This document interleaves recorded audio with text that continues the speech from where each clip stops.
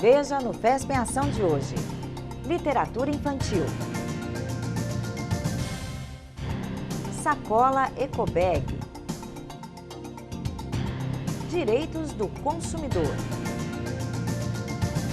Este é o FESP em Ação, a Fundação de Ensino Superior de Passos, a serviço da comunidade.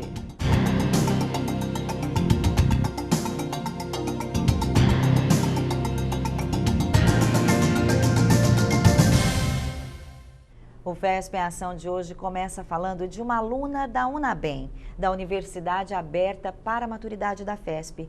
Essa aluna acaba de lançar um livro infantil, intitulado Uma Floresta de Canetas. A brincadeira, que virou livro infantil, começou com uma atividade em sala de aula. Confira com Marcelo Augusto. Natural de Cássia, mas radicada em Passos, a aluna da UNABEM, Universidade Aberta para a Maturidade, Yara Oliveira, lançou seu primeiro livro infantil, intitulado Uma Floresta de Canetas.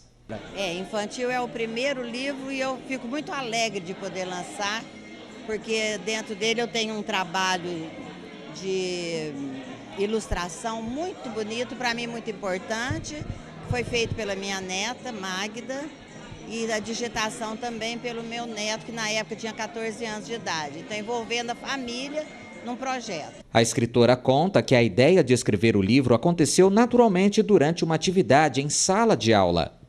Eu fiz o livro envolvida por uma oficina que o Marco Túlio, também escritor, fez com a gente aqui na UNABEM, numa aula de literatura. E ele colocou várias palavras, entre elas floresta e canetas. E eu juntei na hora as duas palavras e fiquei empolgada com aquilo e comecei a escrever. Depois mostrei para o Marco Túlio esse rascunho e ele falou: "Ah, que joia, que minha aula produziu um fruto". Mas a aula produziu um livro ao passar do tempo, são 4 anos com o projeto. Então agora o fruto está aí, o filho nasceu e eu estou muito feliz. Uma das mais empolgadas com o lançamento do livro foi a contadora de histórias Regina Piotto, que há vários anos desenvolve o projeto Sala do Conto para alunos do ensino fundamental das redes municipal e particular. O livro já te convida a ler a partir das cores, que é muito atrativo para a criança, e para o adulto também. Eu fiquei encantada com o livro só pela impressão que ele deixa de início. Quando eu li, fiquei apaixonada. Tanto que eu estou fazendo um livro agora e no segundo semestre deste ano, 2013, eu vou fazer a contação na Sala do Conto do livro da Yara. É maravilhoso, ele é completo. Ela foi muito feliz em escrever essa história.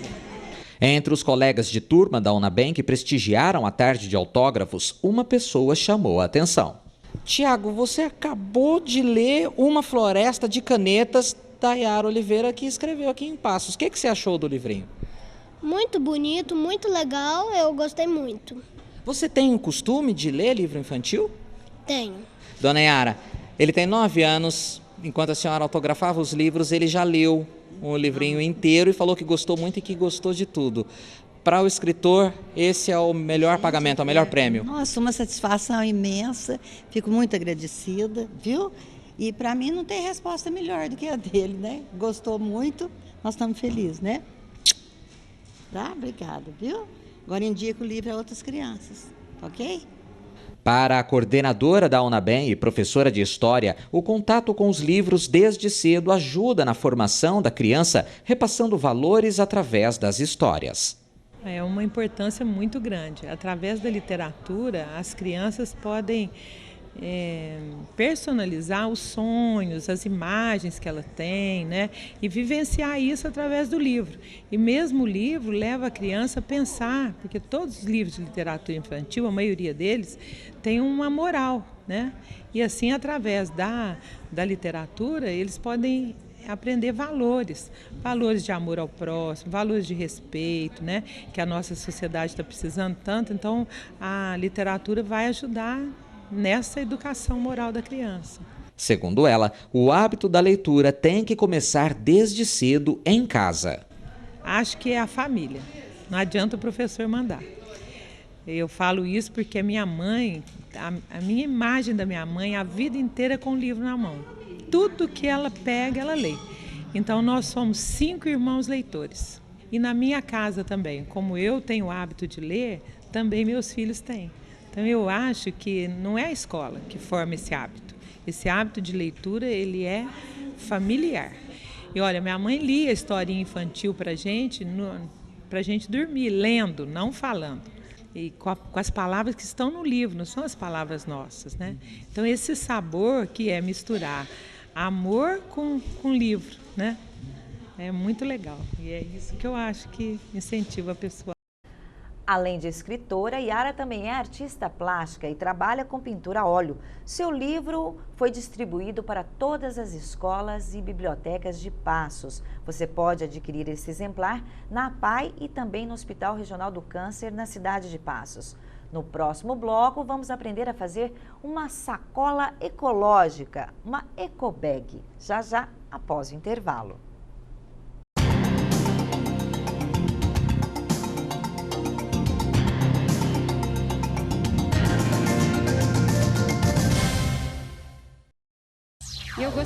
Eu gostaria de saber. Meu nome é Ivan Nicolas, sou estudante. Como devo fazer para negociar minha dívida? Ivan, primeira coisa que você tem que ter é paciência. Procure o órgão uma empresa que você está devendo, seja um banco, uma empresa de telefonia. Tente uma negociação. Caso não seja possível essa negociação, procure o PROCON da sua cidade. E ainda, se até mesmo o PROCON não der conta, vai lá para o juizado especial da sua cidade, que lá, via judicialmente, você vai tentar parcelar essas dívidas, discutir esses juros, para que você possa saldar a sua dívida. Eu gostaria de saber.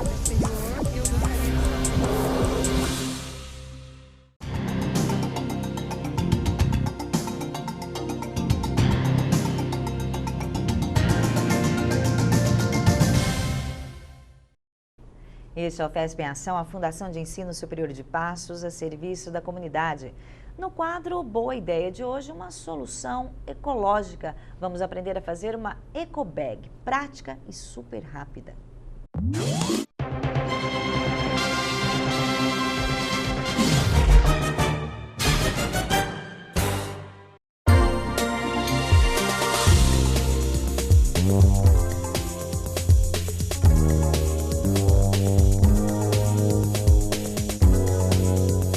Estamos aqui no Centro de Ciências da FESP. Hoje vamos aprender a fazer uma sacola ecológica, uma ecobag.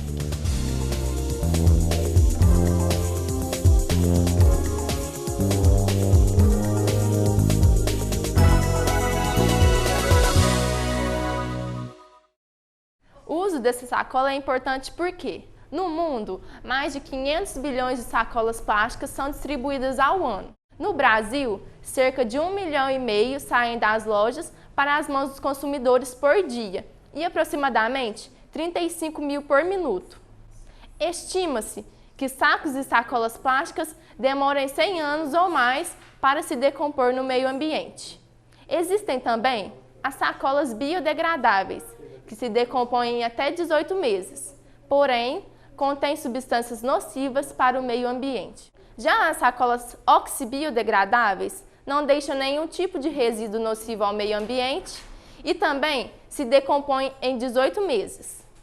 Em nosso país, 80% das sacolas plásticas são reutilizadas como saquinhos de lixo, acondicionando lixo doméstico de toda espécie, restos orgânicos, plásticos, vidros, papéis, lixo de banheiro, etc.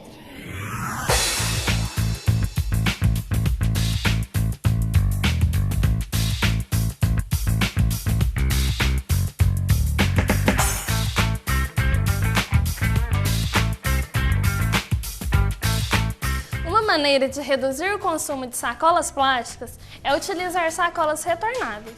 As sacolas retornáveis nada mais são que as antigas sacolas de feira, feitas dos mais diversos materiais, nylon, tecido, palha, mesmo plásticos mais resistentes. Podem ser utilizadas inúmeras vezes. Adotar uma sacola retornável significa reduzir seu consumo de sacolas plásticas para transportar suas compras e, consequentemente, a quantidade de resíduos plásticos que produz. Agora, a gente vai ensinar para vocês uma forma mais fácil de montar uma ecobag. Primeiramente, a gente vai fazer um nó em cada ponta.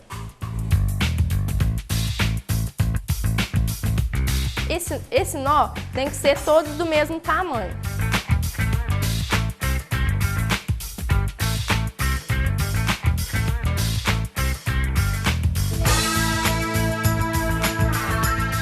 Aí a gente mede para ver se está do mesmo tamanho mesmo.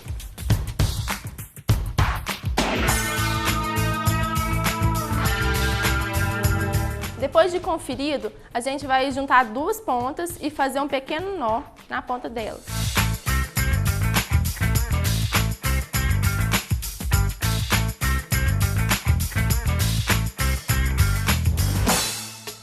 E assim está pronta a nossa ecobag.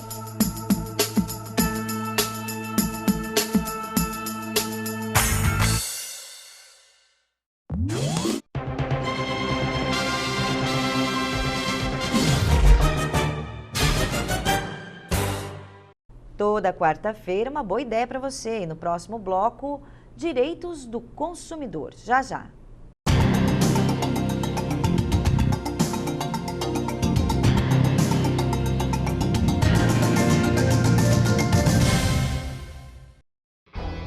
Campeões preparados para derrubar adversários e que sabem como ninguém o que fazer em meio a uma confusão na rua. Aí a gente foge da briga. A sua vida vale mais que qualquer discussão. No Brasil, milhares de pessoas são mortas por impulso. Conte até 10, a raiva passa, a vida fica. Paz, essa é a atitude. Uma campanha do Conselho Nacional do Ministério Público e ENASP. Apoio Cinep MG. Você sabia que o tabagismo é a maior causa de morte evitável em todo o mundo? A cada hora, morrem 616 pessoas vítimas do cigarro. Enquanto você assiste este comercial, aproximadamente 5 fumantes morrem. Você não acha que está na hora de parar? Campanha FESP em ação contra o tabagismo. FESP, mais que educação, responsabilidade com o futuro.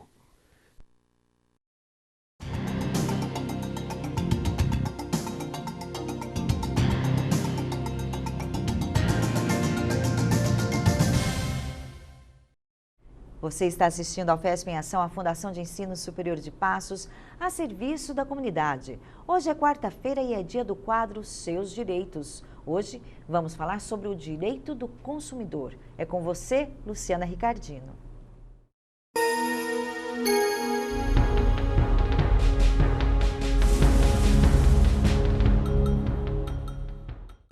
Bom, Larissa, hoje nós vamos conversar sobre o direito do consumidor. O nosso entrevistado é o professor Vinícius Musetti Bueno, docente dos cursos de Direito e Ciências Contábeis da FESP e advogado coordenador do PROCON da Câmara Municipal de Passos. Vinícius, quais são as principais reclamações dos consumidores do PROCON? Luciana, as principais reclamações no PROCON da Câmara é telefonia móvel, principalmente, telefonia fixa também, e contratos bancários. Isso aí é o recorde de reclamações que existe lá no PROCON. E são casos possíveis de serem resolvidos? Grande parte deles, sim. Grande parte é consumidor que na hora do contrato não prestou atenção, é má prestação do serviço, principalmente da parte de telefonia. Existe uma reclamação imensa. As operadoras de telefonia aí, elas tem muitos clientes, mas só que não dá aquele suporte técnico que os consumidores merecem. Que tipo de problemas assim, de prestação de serviço, de modo geral? Assim? Prestação de serviço, falha, ligação que cai. Tem cobrança indevida? Muitas cobranças indevidas. Grande parte das reclamações gira em torno de cobranças indevidas. É valores que aparecem na conta, é planos que são colocados assim, sem o consumidor saber, aquilo aparece na conta para ele, ele não sabe o que é. Depois, na hora que ele vai ver, que ele está cobrando um serviço que ele nem contratou. Isso aconteceu até comigo. Lá na conta de telefone da minha casa tinha pacote digital. A hora que eu fui descobrir o que era aquilo, inclui uma série de serviços, inclusive identificador de chamadas. O telefone da minha casa nem identificador de chamada tinha, eu estava pagando por um serviço. E acontece do consumidor ser lesado e não observar esse tipo de... Grande parte. A conta de telefone não é para chegar na casa da pessoa e falar assim, ó, paga. A pessoa tem que pegar a conta de telefone, ler, interpretar ela como se fosse um livro mesmo. Falar assim, deixa eu ver o que eles estão me cobrando, se realmente é aquilo que eu contratei, porque caso ele esteja sendo cobrado por uma coisa que ele não contratou, ele tem direito de reaver isso aí, ou gerar um crédito numa fatura vincenda para ele, ou que porventura virá. Tá certo. E quais são as principais dificuldades, né, na realização desse trabalho de garantir os direitos do consumidor nesses casos?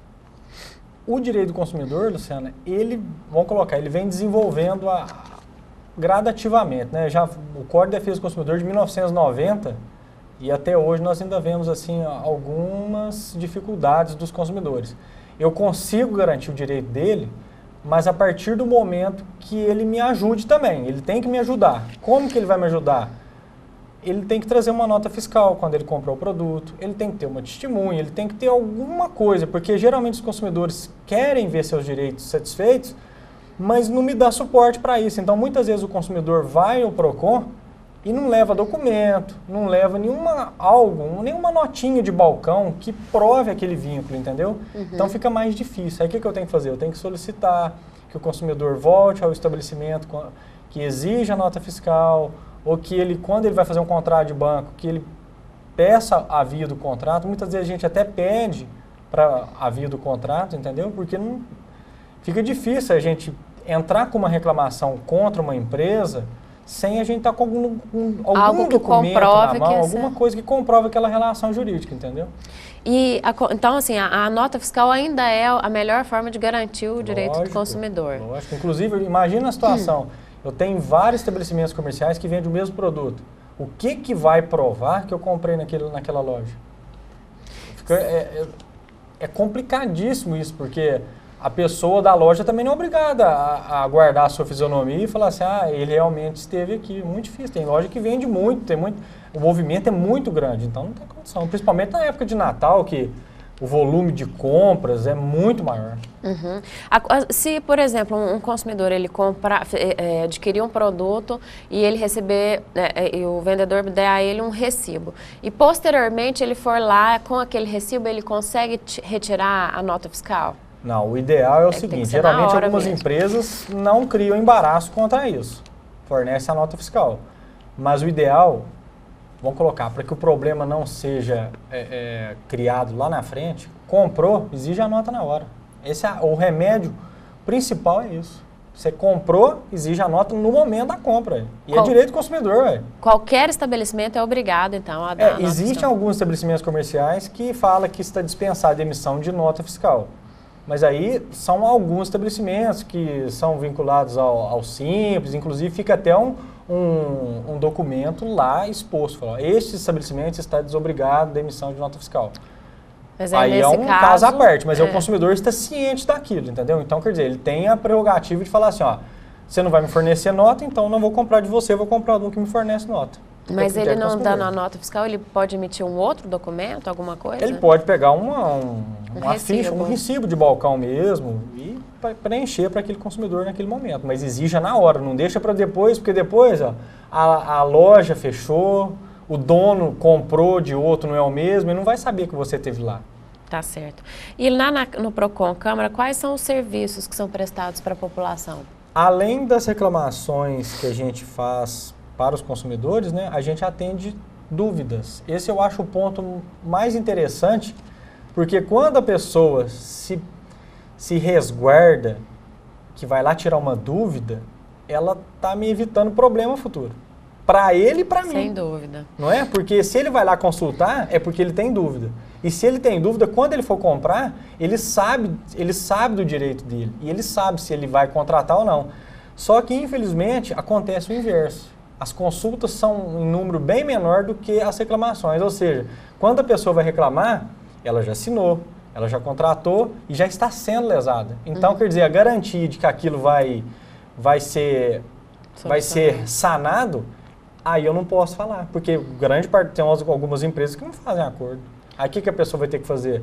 Procurar o juizado especial, aguardar os prazos da justiça, que são bem maiores, e tentar reaver o direito dela. Aqui em Passos, o comércio, as indústrias, os serviços atendem bem os clientes, de modo geral? Aqui em Passos, eu vou falar para você, são raras as lojas que você vai aqui, não quero generalizar, mas são raras as lojas que você vai aqui que você é bem atendido. Infelizmente aqui, quando você vai numa loja, parece que o atendente está fazendo um favor para você. Sim. E isso também pode ser um caso de reclamação no PROCON? Isso, Luciana. Reclamação no PROCON, acredito que não dá. Mas que o atendimento talvez, né? Conquista o cliente para aquela loja, que fala assim, toda pessoa que é bem atendida no lugar, sempre fala, eu vou voltar lá depois. Agora, a pessoa, quando é mal atendida no lugar, geralmente ela não volta lá. É uma maneira de você conquistar seu cliente. De modo, assim, quais são os órgãos que protegem os consumidores? Nós temos aqui em Passos o PROCON Câmara, tem uma outra unidade do PROCON? Aqui em Passos nós temos o PROCON Câmara, que é o PROCON que funciona na Câmara Municipal, temos o PROCON Municipal, que funciona no posto do UAI, e ainda temos também a Promotoria de Justiça, que é dividido dentro da promotoria uma área específica para o direito do consumidor. Mas aí é quando atinge os consumidores em massa, entendeu? Quando uma série de consumidores são lesados, né? Entra com a ação pública. Aí o Ministério Público pode tomar a frente, tomar a frente dessa reclamação geral, que atingiu uma massa de consumidores e não individualmente um consumidor ou outro. Todos os municípios são obrigados a ter esse órgão de atendimento ao consumidor? Grande parte dos municípios tem um PROCON. Os municípios menores, acredito que não, porque aqui em Paz nós atendemos reclamações.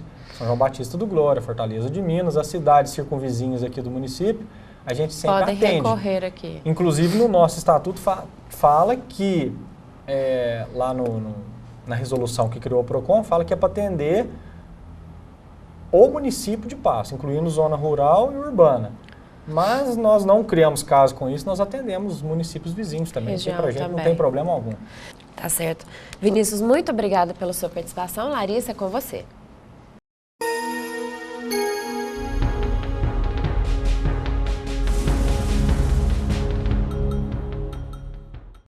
A FESP oferece atendimento jurídico social gratuito através do Núcleo de Práticas Jurídicas do curso de Direito. Para obter informações e passar pela triagem para ser atendido, entre em contato pelo telefone 3529-8077. O endereço do núcleo é Rua 3 de Maio, número 33. O FESP em Ação fica por aqui, mas nós temos um encontro marcado para amanhã. Até lá, eu espero você.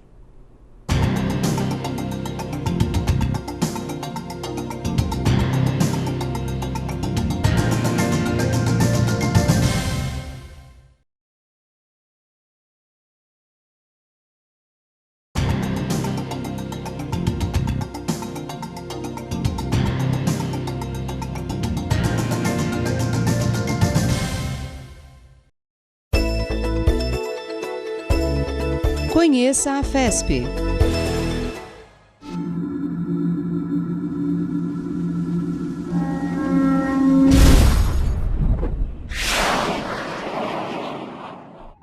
Centro de Ciências da FESP.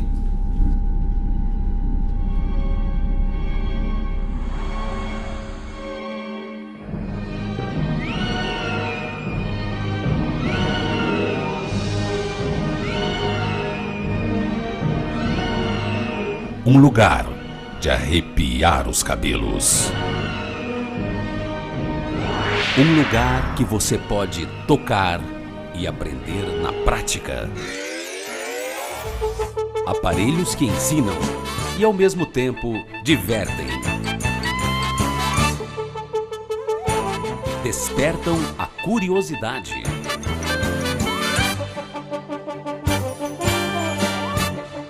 Cenário da Mata Atlântica. Cerrado. Sala Verde. Experimentoteca. Conheça a vida dos insetos. Personagens interessantes. Da Terra à Via Láctea. O Planetário. Embarque nesta incrível viagem pelo universo.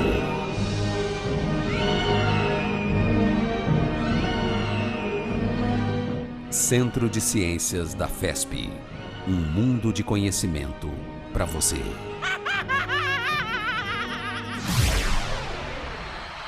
FESP. Mais que educação. Responsabilidade com o futuro.